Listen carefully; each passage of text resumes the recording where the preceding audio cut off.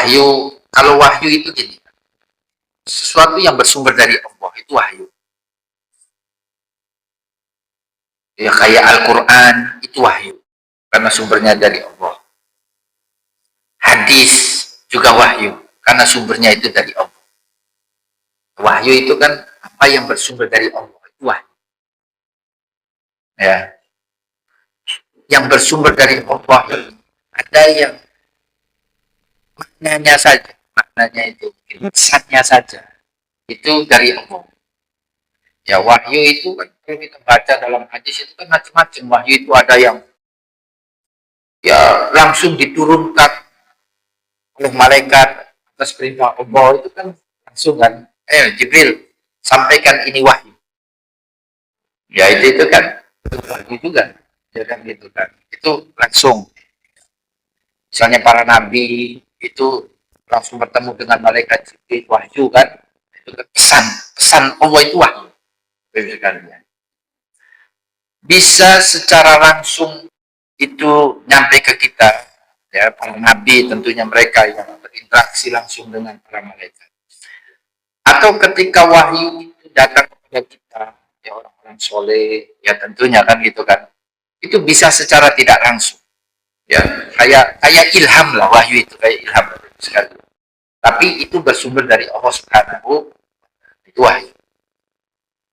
Ya, itu wahyu itu, ya makanya kan wahyu itu ada yang didapat oleh para nabi itu secara langsung, ya dengan mereka berinteraksi dengan malaikat pembawa wahyu, dalam hal ini malaikat Jibril, atau secara tidak langsung tetapi ada dalam hati mereka kemudian disampaikan pesan Allah itu. Ya tentunya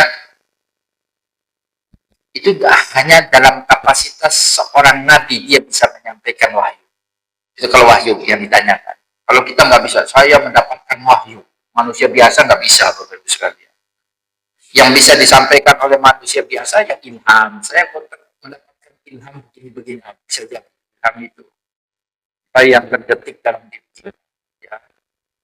Ilham itu bisa benar, bisa juga salah. Ya kan ilham namanya. Saya terilhami begini. Tapi kalau wahyu itu, ya itu pasti benar. Wahyu itu dari Allah. Ya, hanya para utusan Allah, para nabi yang bisa mendapatkan wahyu. Bapak Ibu sekalian. Para nabi itu mendapatkan wahyu bisa secara langsung melalui malaikat atau secara tidak langsung. Makanya kayak Al-Quran, itu nabi mendapatkan wahyu berupa Al-Quran itu secara langsung dari malaikat Jibril. Bukan hanya maknanya, bahkan sampai tulisannya pun itu disampaikan oleh malaikat Jibril. Ya kan? Makanya lafzon, lafadznya, wa maknan dan maknanya itu dari Allah Subhanahu wa Ta'ala. Al-Quran. Wahyu berbentuk Al-Quran. Wahyu dalam artian lafaz dan maknanya itu dari Allah Subhanahu wa Ta'ala. Al-Quran itu. Tapi ada juga wahyu, tapi dalam bentuk maknanya saja. Tidak ada lafadznya. Maknanya, pesannya. Itu yang kita kenal dengan hadis. Hadis itu kan pesan, makna, intinya itu Allah wahyukan kepada Nabi Muhammad. Tidak harus ya kan langsung lewat perantara malaikat Jibril. Tetapi Allah mewahyukan itu kepada Nabi Muhammad. Tapi maknanya saja, pesannya saja. Itu wahyu juga. Makanya ada ayat Al-Quran itu, wa ma yantiqu anil hawa in huwa illa wahyun yuha. Tidaklah yang disampaikan oleh Nabi di luar Al-Quran itu, hadis-hadis itu berdasarkan hawa nafsunya, berdasarkan keinginan semata enggak, melainkan itu adalah wahyu yang diwahyukan kepadanya. Artinya pesan-pesan yang disampaikan oleh Nabi Muhammad itu juga bagian dari wahyu yang Allah wahyukan kepada Nabi Muhammad SAW, walaupun tidak dalam bentuk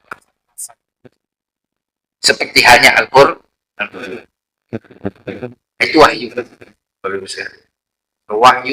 Wahyu identik dengan nabi.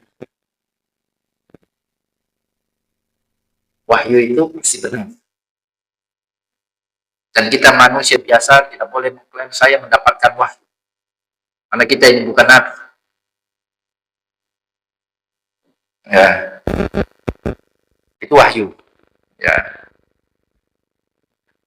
Kalau mukjizat, jadi gini ya, mukjizat itu yang memang kalau definisinya mukjizat itu kan sebuah peristiwa yang luar biasa. Jadi mukjizat. Tapi mukjizat itu identik lagi dengan nabi, dengan rasul. Jadi kalau bukan nabi, bukan rasul, jangan bilang mukjizat. Mukjizat, saya dapat mukjizat. Ini kejadian, ini pada seorang manusia biasa. Kemudian dia mengatakan mukjizat. Kita tunggu mukjizat, yang nggak akan mukjizat itu, Bapak Ibu sekalian. Istilah agama mukjizat itu hanya diperuntukkan untuk para nabi, para rasul, bukan untuk manusia biasa. Dengan wahyu. Ya, mukjizat Tuhan. Tunggu kita tunggu, ini mukjizat. Karena mukjizat itu identik dengan nabi, identik dengan rasul. Definisinya makanya mukjizat itu apa? Perkara yang luar biasa, di luar kebiasaan. Ya, ini terjadi, Allah adakan dalam diri para nabi. Ini makanya kan hanya identik dengan nabi. Mukjizat ini tidak terkalahkan. Mukjizat ini tidak tertanding.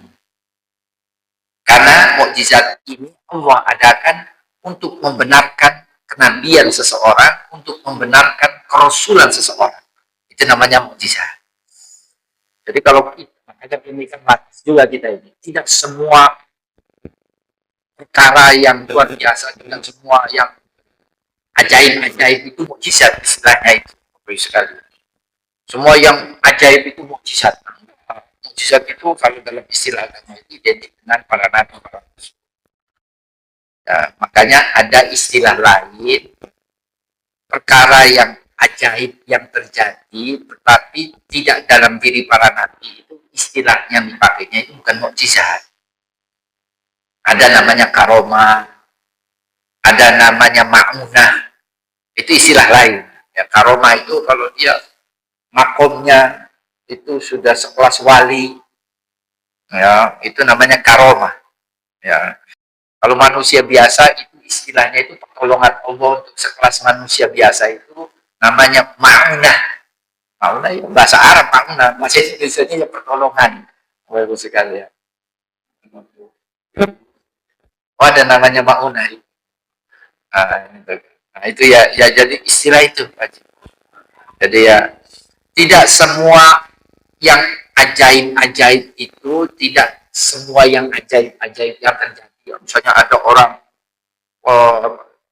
ada kejadian kecelakaan, ya, semuanya meninggal, cuma satu orang, mukjizat. Atau yang baru runtuh itu pesantren itu, ada orang yang sudah katanya 3 hari masih bisa diselamatkan.